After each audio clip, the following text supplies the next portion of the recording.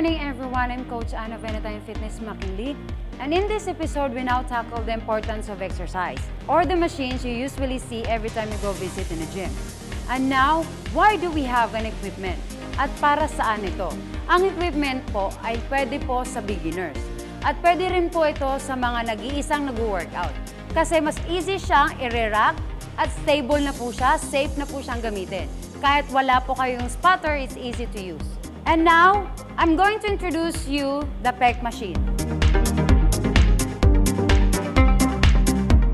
Meron tayong types ng exercise. Either strength siya or endurance.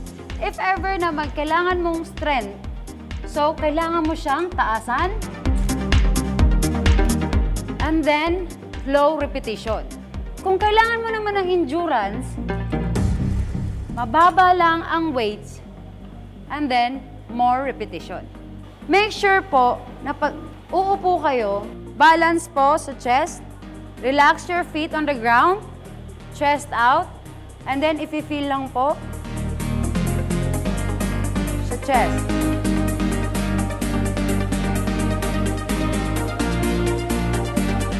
Remember po na laging nakakontract ang chest, and then pahag siya kung i-roll nyo po.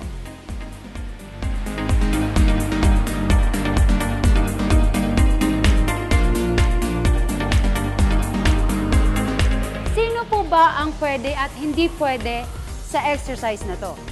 Sa machine na pec fly machine, though pwede siya sa beginners, pero ang mga beginners kailangan din pong i-activate muna ang chest. Activation, ibig sabihin ihanda bago siya mag-machine to avoid injuries or muscle cramps din po. Sa chest is push up po ang activation po. Bakit hindi po pwede yung ibang beginners din po na walang alam sa pec machines? So, kailangan nyo po na may mag-assist sa inyo na personal trainer kasi isang mali lang po ng posture nyo, it can cause injuries po.